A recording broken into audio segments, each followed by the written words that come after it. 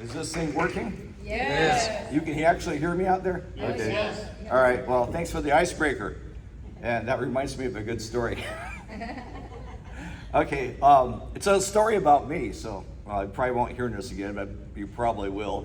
So, speaking about ice, I was originally born in Canada, and there's a little island off Labrador. It's called Newfoundland. It's a small little island right off the east coast of. It's close to between Iceland and Labrador. It's cold. And back in 1912, the Titanic sank just about 150 miles south of that. So the icebergs would come by all the time, and you can still see them. You go to St. John's, Newfoundland. There's a Signal Hill. That's where they first had the first telegraph. They would talk in 1900s to England, and it was a wireless telephone or telegraph communication, and they would talk from each other wirelessly. So it was the first time. So they're sort of proud about that. But at any rate, I was born in the blizzard of all things, born in February, and it's a short story. I'm going to make it long, or maybe the other way around. And there was no street sweepers back there. There was no plows. So I heard, because I was coming out, that type of thing, literally coming out. So my dad had to scoop all the snow off the sidewalk, and he even had to snoop snow all the way off the street so they can just back up so they can go to the hospital, right? And so it took him an hour just to shovel all that snow out of the way. And so in the meantime, it's 2 a.m. and it's blowing snow. Hey, it's time for me to come. So sure enough, I went to the hospital and pop, there I am. So, well, it's interesting, a sad story, good story though. And the first picture of me was me in front of my mom's bed, mom, dad's bed, they had this big giant headrest, in front of the bed. And, that's the picture I remember when I was brought back home. Well, believe it or not, when my mom passed 10 years ago, she died in that same bed with a headrest. And I go, wow, because, that was her last days, but, a great mom, great inspiration. And she was always trying to save money.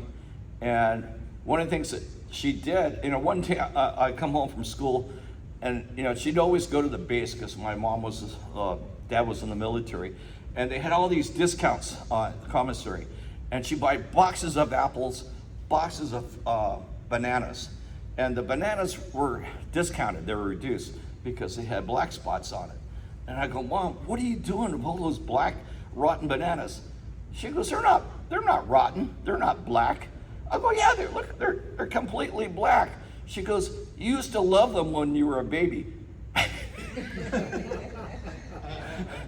I go, I ate that stuff? Sure, I used to feed you all you some more. So it's kind of funny when you're really young, you don't remember eating rotten bananas. But then after that, I started going, these rotten bananas are pretty good. So, at any rate, growing up was fun.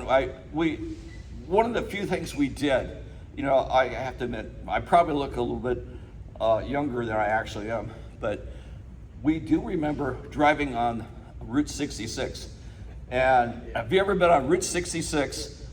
And the original Route 66. And we drove from Massachusetts all the way to, of course, the Santa Monica Pier, and we drove the entire route.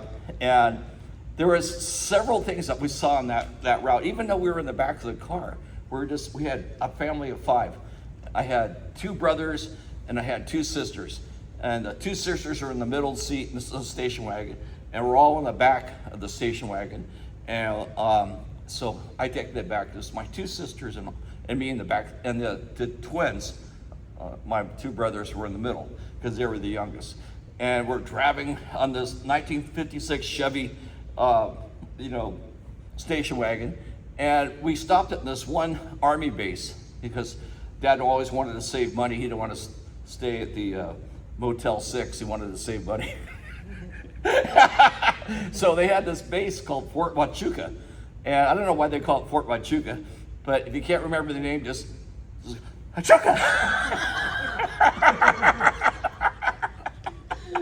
It's near the Mexican border.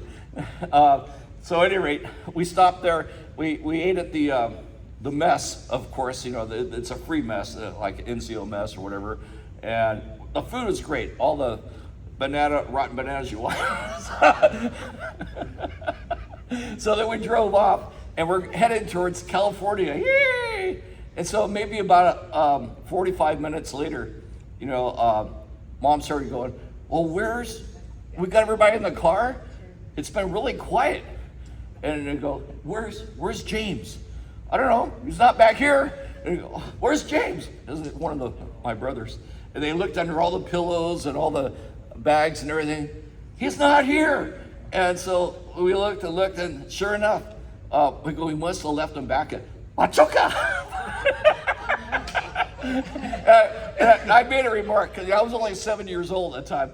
I go, oh, Mom, do we really have to go back? It's 45 minutes. Why don't we just keep going to California?